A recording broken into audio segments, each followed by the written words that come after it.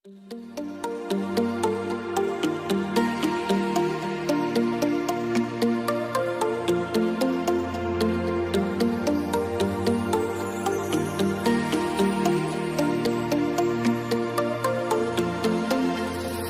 Tuhan, Shalom. Perkenalkan, nama saya Listiani Vinoaa.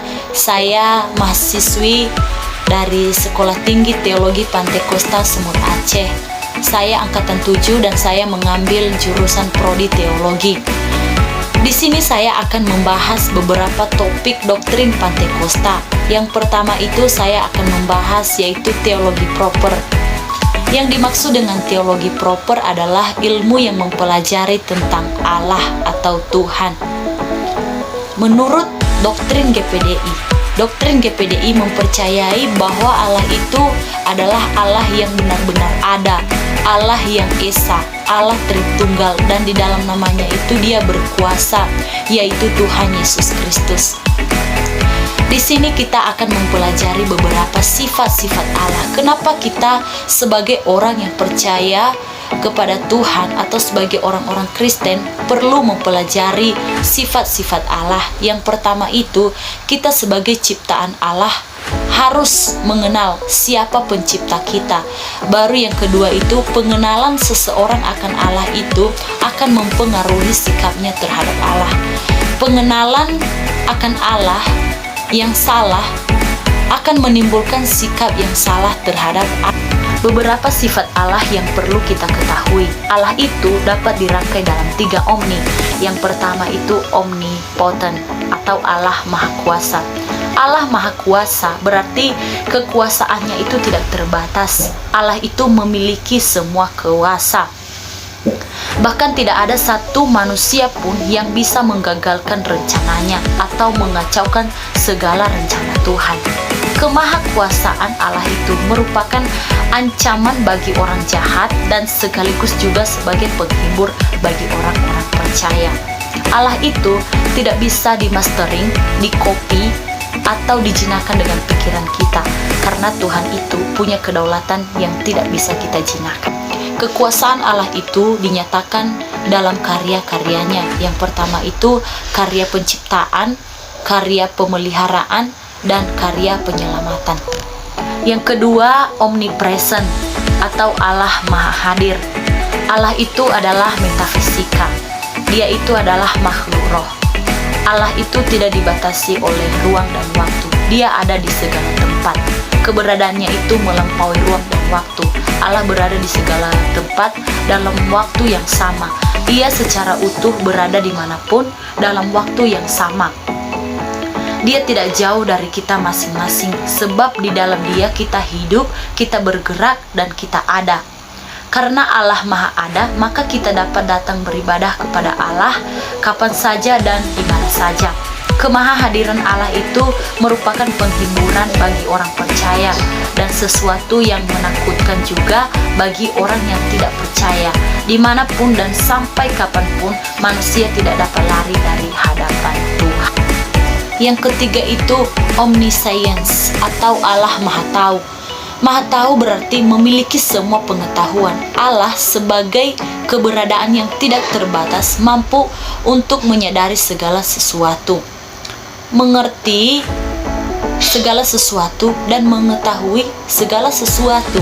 Allah itu tidak perlu belajar sesuatu untuk mendapat pengetahuan yang baru. Masa yang datang ataupun masa yang telah berlalu pun sepenuhnya diketahui oleh Tuhan. Bahkan dalam Mazmur pasal 139 ayat 4 di sana dikatakan bahwa sebelum lidahku mengeluarkan perkataan, sesungguhnya semua telah Engkau ketahui ya Tuhan. Itulah kata-kata Daud. Allah itu mengetahui isi hati dan pemikiran setiap manusia. Ia tahu segala kekhawatiran serta kebutuhan kita. Karena Allah Maha Tahu, maka Ia juga tahu segala dosa kita. Dan tidak ada seorang pun yang dapat menyembunyikan dosanya dari hadapan Allah. Jadi, Allah itu adalah Allah yang benar-benar ada, dan Dia itu adalah makhluk. Lalu yang kedua adalah antropologi. Antropologi adalah ilmu yang mempelajari tentang manusia. Manusia itu adalah makhluk ciptaan. Firman Tuhan bisa membuktikan bahwa manusia itu adalah makhluk ciptaan. Kalau kita lihat dalam Kejadian pasal 1 ayat 26, di sana dikatakan bahwa berfirmanlah Allah, baiklah kita menjadikan manusia menurut gambar dan rupa kita. Kata menciptakan dan menjadikan itu adalah sesuatu yang tidak ada menjadi ada. Sedangkan kata membuat itu berarti membentuk manusia seperti seorang penjunan membuat bejana dari tanah liat. Jadi manusia itu adalah makhluk ciptaan yang berhutang kepada Tuhan yang menciptakan segala sesuatu. Menurut doktrin GPDI mempercayai bahwa Allah itu adalah Allah trikotomi yang terdiri dari tubuh, jiwa, dan roh. Roh itu memiliki kuasa, bisa jahat dan bisa baik. Tetapi kalau kita berpandangan menurut Alkitab, manusia itu adalah manusia trikotomi yang terdiri dari tubuh dan roh. Dalam Roma pasal 8 ayat 10 dikatakan di sana bahwa tetapi jika Kristus ada di dalam kamu, maka tubuh memang mati karena dosa, tetapi roh adalah kehidupan oleh karena kebenaran. Jiwa itu terdiri dari 3 unsur, yaitu pikiran, perasaan, dan kehendak. Dan semua itu ada di roh. Roh dan jiwa itu yaitu satu. Roh itu bukan hembus nafas yang sering kita hirup setiap hari, tetapi roh itu ada dalam diri kita setiap manusia. Jadi manusia itu adalah manusia dikotomi yang terdiri dari tubuh, jiwa, dan roh. Itu adalah menurut doktrin GPDI. Lalu yang ketiga itu adalah hamartologi. Hamartologi adalah ilmu yang mempelajari tentang dosa. Di sini saya akan menjelaskan hamartologi. Doktrin tentang dosa itu disebut hamartologi yang berasal dari bahasa Yunani yaitu dan bahasa itu jadi hamartologi itu adalah pelajaran Alkitab mengenai dosa. Asal usulnya, definisinya, pengungkapan, dan akhirnya. Di sini asal usul dosa. Asal usul dosa itu yang pertama, masuknya dosa ke dalam semesta. Alkitab menunjukkan dengan jelas bahwa makhluk moral yang pertama dicampakkan ke bumi menjadi penggoda, yaitu iblis. Lucifer itu adalah malaikat, penghulu malaikat yang dipakaikan dengan hikmat, terang, dan keindahan. Ia itu ditugaskan sebagai pemimpin dalam pelayanan penyembahan. Lucifer tidak bercela dalam tingkah lakunya sejak penciptaannya. Esensi yang ada pada Lucifer yaitu keterpusatan diri yang menyatakan dalam Tritunggal dosa, yaitu yang pertama kesombongan. Lucifer menjadi sombong dan berkata bahwa dia itu adalah Allah dan menempatkan dirinya itu sama dengan Allah. Yang kedua itu adalah ketamakan.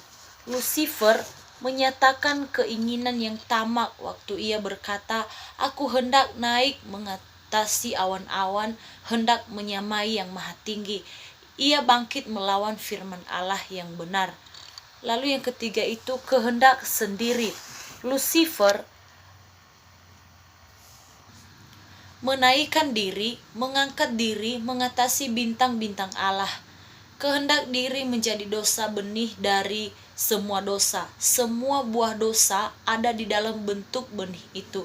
Jadi iblis makhluk roh dan malaikat, makhluk moral dan berkehendak bebas yang diciptakan, bangkit melawan Allah pencipta dengan kesombongan, ketamakan, dan kehendaknya sendiri, dan penuh pemberontakan. Tetapi iblis bukannya naik, tetapi melainkan jatuh. Di sini ada beberapa jenis-jenis dosa. Yang pertama itu sin of commission, artinya dosa yang dibuat karena melanggar hukum Allah. Yang kedua itu sin of omission, artinya tidak melakukan yang baik untuk dilakukan, itu juga dianggap dosa.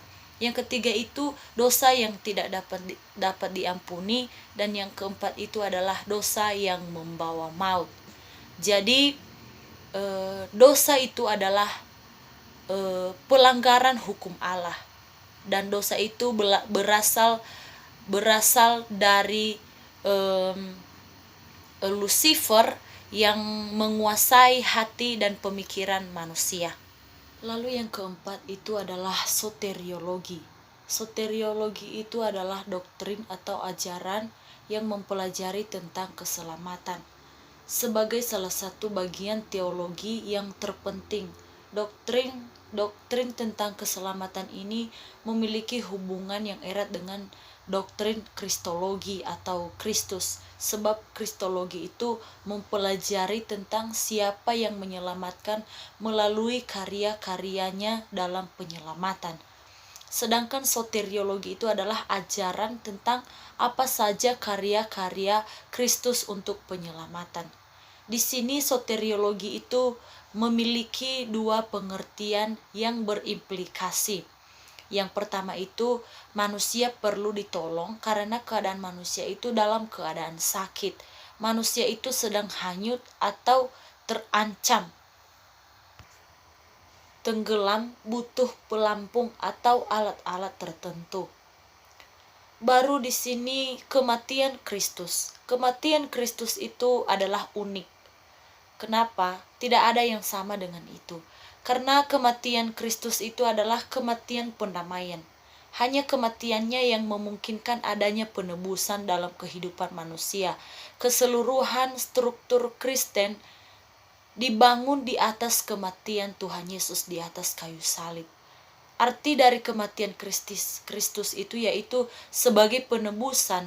Makna kematian Tuhan Yesus di atas kayu salib itu adalah sebagai satu harga menebus manusia dari dosa.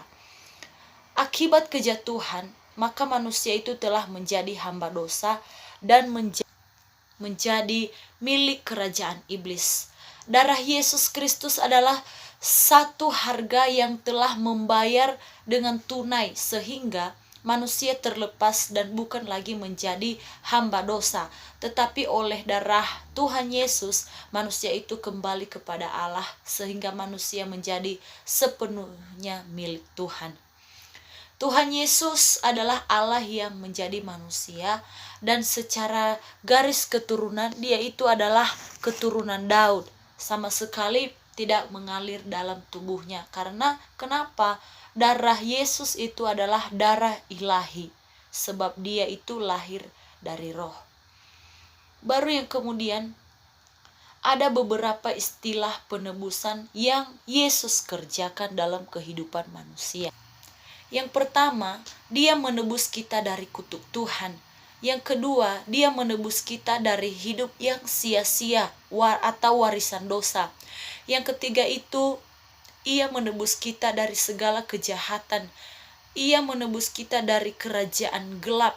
Ia menebus kita dari kejahatan dan belenggu dosa. Ia menebus kita dari maut dan neraka. Ia sebagai penebus darah orang-orang kudus. Dan itu semua tidak ada campur tangan ataupun usaha manusia untuk mengerjakannya. Tetapi itu semua dikerjakan oleh Tuhan Yesus di atas kayu salib. Keselamatan itu diperankan oleh Tuhan Yesus sendiri di kayu salib. Bahkan dalam Efesus pasal 2 ayat 8-9 di sana dikatakan bahwa sebab karena kasih karunia kamu diselamatkan itu oleh iman dan bukan hasil usahamu, tetapi itu semua adalah pemberian Allah. Jangan ada yang memegahkan diri. Jadi kasih karunia itu adalah semata-mata seutuhnya adalah pemberian yang sebenarnya manusia itu tidak layak menerimanya. Tidak pantas diberikan kepada manusia yang berdosa. Karena sepatutnya manusia harus mendapat ganjaran murka Allah. Manusia itu telah mengkhianati Tuhan dan menjadi pengikut setan. Jadi karena kasih karunia itu adalah suatu jalan keselamatan yang telah dirancang oleh Bapa di dalam kasih-Nya. Kapal keselamatan, yaitu kasih karunia ini adalah murni. Itu adalah tindakan surgawi untuk menyelamatkan manusia. Hal ini harus kita mengerti sebagai orang-orang percaya kepada Tuhan. Bahwa di sini dijelaskan bahwa dalam kasih karunia Allah tentang keselamatan manusia itu memang tidak ada sama sekali peranan manusia di dalamnya. Jadi sangat jelas bahwa tanpa kasih karunia Tuhan, maka tidak ada keselamatan. Di sini ada pandangan predestinasi. Pandangan predestinasi ini menyatakan bahwa keselamatan itu tanpa syarat. Karena sama sekali tidak ada peranan manusia di dalamnya. Irresistible grace. Walaupun kita jahat sekalipun, tetapi kita tetap selamat apabila ditentukan sebelumnya untuk masuk surga. Keselamatan itu tidak dapat ditolak walaupun kondisi rohani bertentangan, sekalipun karena pilihan Allah adalah irresistible grace. Dan kita orang-orang Pantekosta menolak ajaran ini. Sebab kenapa? Dengan jelas firman Allah mengajarkan bahwa keselamatan itu bersyarat, karena manusia jelas mempunyai peranan untuk menerima tawaran kasih karunia yang diberikan kepada manusia. Dalam Markus pasal 16 ayat 16 di sana dikatakan bahwa barang siapa yang percaya dan dibaptis akan diselamatkan, tetapi siapa yang tidak percaya akan dihukum. Ajaran predestinasi ini kelihatannya memuliakan kedaulatan Allah Bapa, tetapi ajaran itu tidak menetapkan darah Yesus sebagai kunci keselamatan. Ingat, tanpa darah Yesus maka tidak akan ada pengampunan, apalagi keselamatan. Dan menurut doktrin GPDI atau Pantekosta menyatakan bahwa keselamatan itu masih bisa hilang jika manusia itu kehilangan kepercayaannya kepada Tuhan. Yang kelima yaitu eskatologi.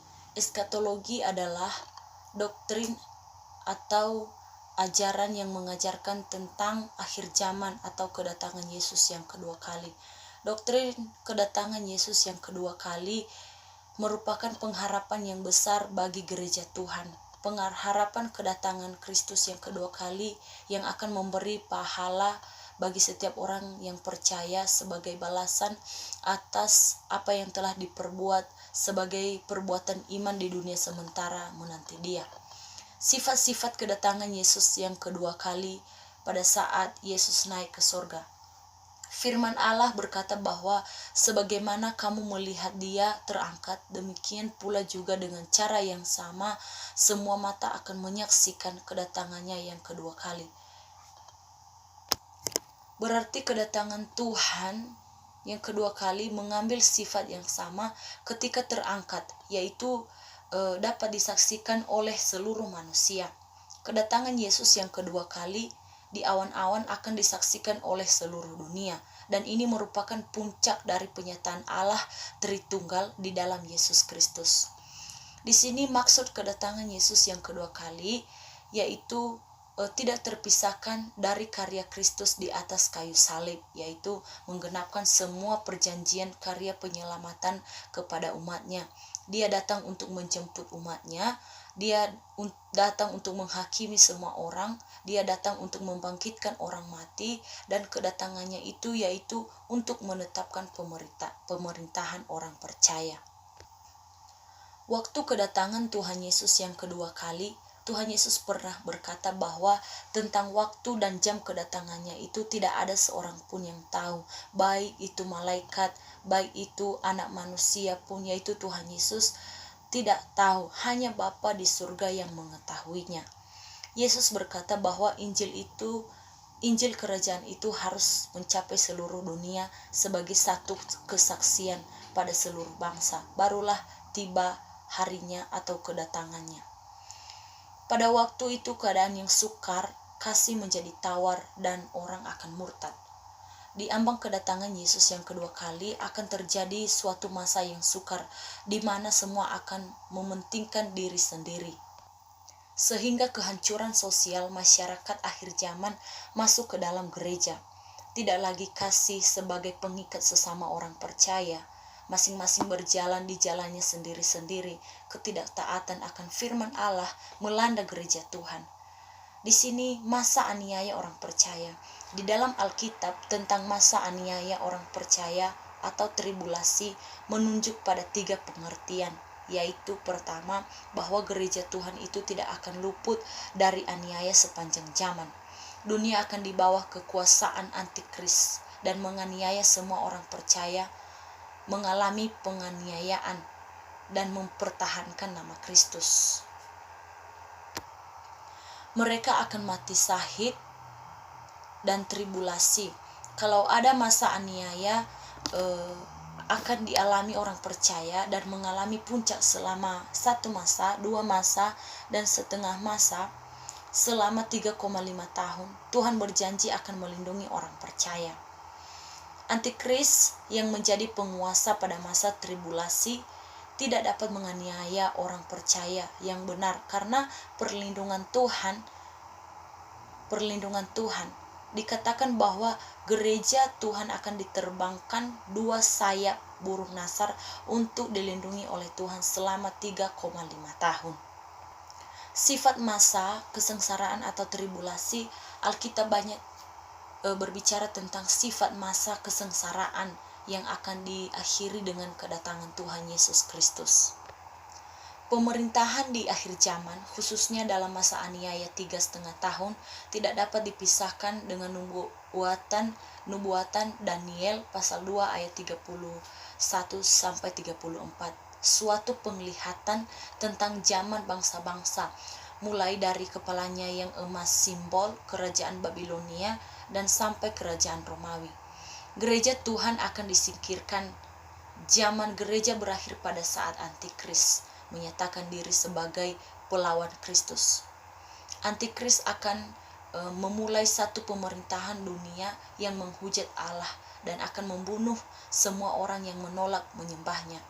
Namun pemerintahan Antikris belum dapat diterapkan dan menguasai dunia apabila gereja yang penuh Roh Kudus masih nyata atau zaman gereja belum berakhir. Lalu kemudian kebangkitan orang percaya akan terjadi pada saat kedatangan Yesus yang kedua kali. Pada waktu itu orang-orang percaya yang mati dalam iman akan dibangkitkan dengan tubuh kemuliaan. Kemudian kita yang lagi hidup diubahkan. Orang mati yang lain belum dibangkitkan sampai selesai masa kerajaan 1000 tahun. Damai. Orang percaya yang hidup pada saat kedatangan Yesus yang kedua kali tidak akan mendahului mereka yang mati di dalam iman. Orang mati dibangkitkan terlebih dahulu dan yang hidup pada saat itu diubahkan mendapat tubuh kebangkitan, yaitu tubuh yang bagaimanakah kelak yang akan dikatakan tubuh kebangkitan? Yaitu tubuh yang tidak mengandung darah. Tubuh itu dapat dihindari, berarti mempunyai daging, namun hidup oleh Roh Kudus. Lalu kemudian kerajaan 1000 tahun. Kerajaan 1000 tahun merupakan kebenaran Allah yang sangat sukar dipahami. Kerajaan 1000 tahun itu berasal dari Wahyu pasal 20 ayat 2, 4, dan 6. Di mana Yesus Kristus akan memerintah bersama-sama dengan mereka yang mempertahankan kesaksian Kristus dan mati syahid, karena iman mereka telah dibangkitkan dan memerintah bersama Kristus selama 1000 tahun lamanya. Bahkan dalam Wahyu pasal 20 dikatakan di sana bahwa Kristus Yesus akan memerintah bumi selama 1000 tahun sampai 6 kali. Setelah berakhir masa 1000 tahun, iblis dilepaskan seketika dan mencoba membangun kekuatan terakhir untuk berperang dengan orang-orang kudus, tetapi api dari langit membinasakan mereka. Iblis dilemparkan ke dapur api dan dihukum untuk selama-lamanya. Demikian juga semua orang yang menolak Yesus Kristus dibangkitkan dan dilemparkan ke api penghukuman. Itulah penjelasan dari eskatologi atau akhir zaman atau kedatangan Yesus yang kedua kali. Yang kelima yaitu eskatologi. Eskatologi adalah doktrin atau ajaran yang mengajarkan tentang akhir zaman atau kedatangan Yesus yang kedua kali. Doktrin kedatangan Yesus yang kedua kali merupakan pengharapan yang besar bagi gereja Tuhan. Pengharapan kedatangan Kristus yang kedua kali yang akan memberi pahala bagi setiap orang yang percaya sebagai balasan atas apa yang telah diperbuat sebagai perbuatan iman di dunia sementara menanti Dia. Sifat-sifat kedatangan Yesus yang kedua kali pada saat Yesus naik ke surga. Firman Allah berkata bahwa sebagaimana kamu melihat Dia terangkat, demikian pula juga dengan cara yang sama semua mata akan menyaksikan kedatangannya yang kedua kali. Berarti kedatangan Tuhan yang kedua kali mengambil sifat yang sama ketika terangkat, yaitu dapat disaksikan oleh seluruh manusia. Kedatangan Yesus yang kedua kali di awan-awan akan disaksikan oleh seluruh dunia, dan ini merupakan puncak dari penyataan Allah Tritunggal di dalam Yesus Kristus. Di sini maksud kedatangan Yesus yang kedua kali yaitu tidak terpisahkan dari karya Kristus di atas kayu salib, yaitu menggenapkan semua perjanjian karya penyelamatan kepada umatnya. Dia datang untuk menjemput umatnya, Dia datang untuk menghakimi semua orang, Dia datang untuk membangkitkan orang mati, dan kedatangannya itu yaitu untuk menetapkan pemerintahan orang percaya. Waktu kedatangan Tuhan Yesus yang kedua kali, Tuhan Yesus pernah berkata bahwa tentang waktu dan jam kedatangannya itu tidak ada seorang pun yang tahu, baik itu malaikat, baik itu anak manusia pun, yaitu Tuhan Yesus tidak tahu, hanya Bapa di surga yang mengetahuinya. Yesus berkata bahwa Injil kerajaan itu harus mencapai seluruh dunia sebagai satu kesaksian pada seluruh bangsa, barulah tiba harinya atau kedatangannya. Pada waktu itu keadaan yang sukar, kasih menjadi tawar, dan orang akan murtad. Di ambang kedatangan Yesus yang kedua kali akan terjadi suatu masa yang sukar, di mana semua akan mementingkan diri sendiri. Sehingga kehancuran sosial masyarakat akhir zaman masuk ke dalam gereja. Tidak lagi kasih sebagai pengikat sesama orang percaya. Masing-masing berjalan di jalannya sendiri-sendiri. Ketidaktaatan akan firman Allah melanda gereja Tuhan. Di sini masa aniaya orang percaya. Di dalam Alkitab tentang masa aniaya orang percaya atau tribulasi menunjuk pada 3 pengertian, yaitu pertama, bahwa gereja Tuhan itu tidak akan luput dari aniaya sepanjang zaman. Dunia akan di bawah kekuasaan antikris dan menganiaya semua orang percaya, mengalami penganiayaan dan mempertahankan nama Kristus. Mereka akan mati syahid dan tribulasi. Kalau ada masa aniaya akan dialami orang percaya dan mengalami puncak selama 1 masa, 2 masa, dan setengah masa selama 3,5 tahun. Tuhan berjanji akan melindungi orang percaya. Antikris yang menjadi penguasa pada masa tribulasi tidak dapat menganiaya orang percaya yang benar, karena perlindungan Tuhan dikatakan bahwa gereja Tuhan akan diterbangkan 2 sayap burung nasar untuk dilindungi oleh Tuhan selama 3,5 tahun. Sifat masa kesengsaraan atau tribulasi, Alkitab banyak berbicara tentang sifat masa kesengsaraan yang akan diakhiri dengan kedatangan Tuhan Yesus Kristus. Pemerintahan di akhir zaman, khususnya dalam masa aniaya 3,5 tahun, tidak dapat dipisahkan dengan nubuatan Daniel pasal 2 ayat 31-34.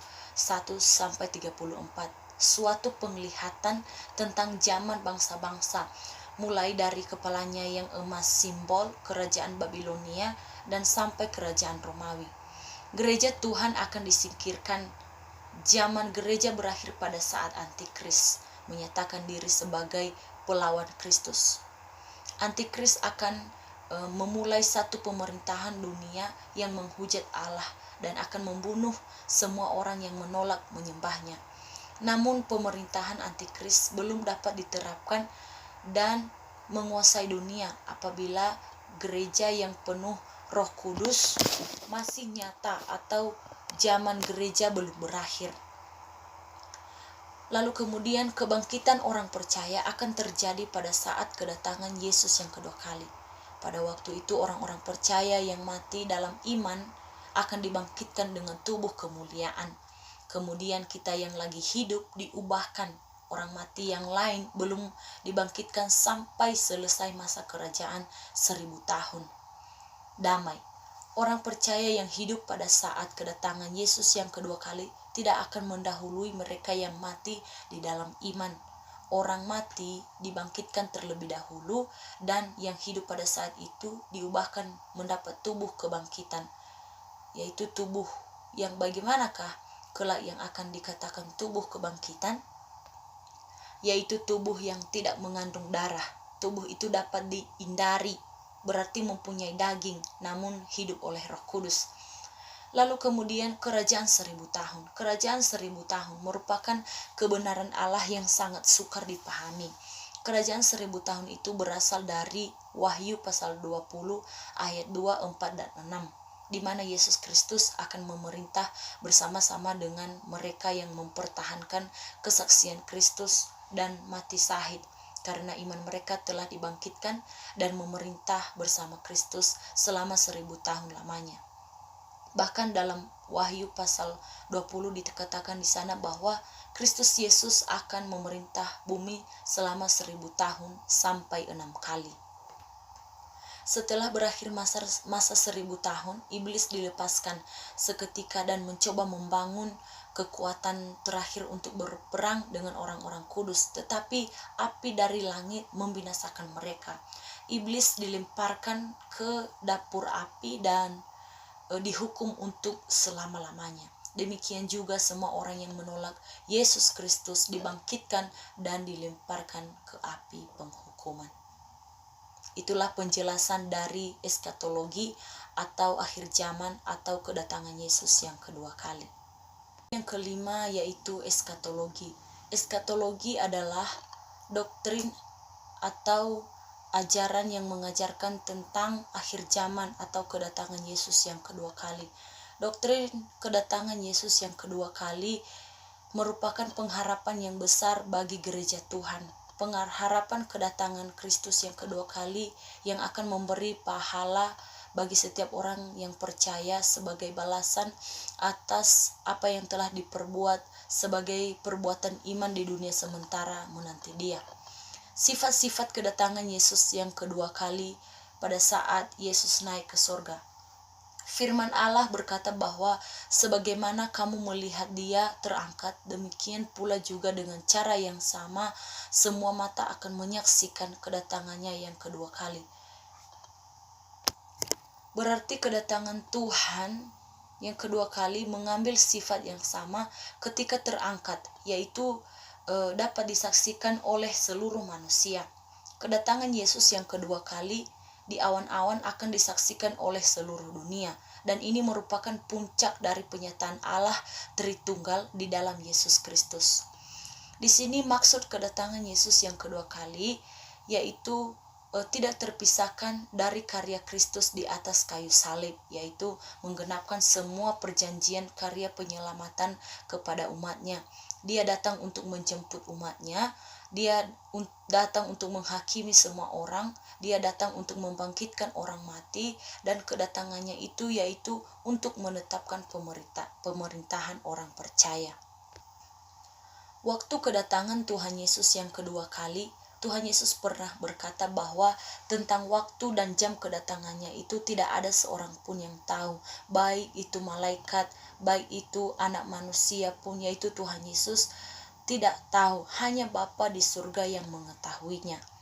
Yesus berkata bahwa Injil kerajaan itu harus mencapai seluruh dunia sebagai satu kesaksian pada seluruh bangsa, barulah tiba harinya atau kedatangannya. Pada waktu itu keadaan yang sukar, kasih menjadi tawar, dan orang akan murtad. Di ambang kedatangan Yesus yang kedua kali akan terjadi suatu masa yang sukar, di mana semua akan mementingkan diri sendiri. sehingga kehancuran sosial masyarakat akhir zaman masuk ke dalam gereja. Tidak lagi kasih sebagai pengikat sesama orang percaya, masing-masing berjalan di jalannya sendiri-sendiri. Ketidaktaatan akan firman Allah melanda gereja Tuhan. Di sini masa aniaya orang percaya. Di dalam Alkitab tentang masa aniaya orang percaya atau tribulasi menunjuk pada 3 pengertian, yaitu pertama, bahwa gereja Tuhan itu tidak akan luput dari aniaya sepanjang zaman. Dunia akan di bawah kekuasaan antikris dan menganiaya semua orang percaya, mengalami penganiayaan dan mempertahankan nama Kristus. Mereka akan mati syahid dan tribulasi. Kalau ada masa aniaya akan dialami orang percaya dan mengalami puncak selama 1 masa, 2 masa, dan setengah masa selama 3,5 tahun. Tuhan berjanji akan melindungi orang percaya. Antikris yang menjadi penguasa pada masa tribulasi tidak dapat menganiaya orang percaya yang benar karena perlindungan Tuhan. Dikatakan bahwa gereja Tuhan akan diterbangkan 2 sayap burung nasar untuk dilindungi oleh Tuhan selama 3,5 tahun. Sifat masa kesengsaraan atau tribulasi, Alkitab banyak berbicara tentang sifat masa kesengsaraan yang akan diakhiri dengan kedatangan Tuhan Yesus Kristus. Pemerintahan di akhir zaman, khususnya dalam masa aniaya 3,5 tahun, tidak dapat dipisahkan dengan nubuatan Daniel pasal 2 ayat 31-34. Suatu penglihatan tentang zaman bangsa-bangsa, mulai dari kepalanya yang emas simbol kerajaan Babilonia dan sampai kerajaan Romawi. Gereja Tuhan akan disingkirkan. Zaman gereja berakhir pada saat Antikris menyatakan diri sebagai pelawan Kristus. Antikris akan memulai satu pemerintahan dunia yang menghujat Allah dan akan membunuh semua orang yang menolak menyembahnya. Namun pemerintahan Antikris belum dapat diterapkan dan menguasai dunia apabila gereja yang penuh Roh Kudus masih nyata atau zaman gereja belum berakhir. Lalu kemudian kebangkitan orang percaya akan terjadi pada saat kedatangan Yesus yang kedua kali. Pada waktu itu orang-orang percaya yang mati dalam iman akan dibangkitkan dengan tubuh kemuliaan. Kemudian kita yang lagi hidup diubahkan. Orang mati yang lain belum dibangkitkan sampai selesai masa kerajaan 1000 tahun. Damai. Orang percaya yang hidup pada saat kedatangan Yesus yang kedua kali tidak akan mendahului mereka yang mati di dalam iman.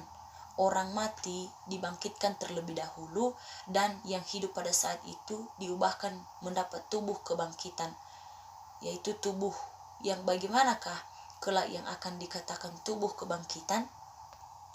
Yaitu tubuh yang tidak mengandung darah. Tubuh itu dapat dihindari, berarti mempunyai daging namun hidup oleh Roh Kudus. Lalu kemudian kerajaan 1000 tahun. Kerajaan 1000 tahun merupakan kebenaran Allah yang sangat sukar dipahami. Kerajaan 1000 tahun itu berasal dari Wahyu pasal 20 ayat 2, 4, dan 6, di mana Yesus Kristus akan memerintah bersama-sama dengan mereka yang mempertahankan kesaksian Kristus dan mati syahid karena iman mereka telah dibangkitkan dan memerintah bersama Kristus selama 1000 tahun lamanya. Bahkan dalam Wahyu pasal 20 dikatakan di sana bahwa Kristus Yesus akan memerintah bumi selama 1000 tahun sampai 6 kali. Setelah berakhir masa 1000 tahun, iblis dilepaskan seketika dan mencoba membangun kekuatan terakhir untuk berperang dengan orang-orang kudus, tetapi api dari langit membinasakan mereka.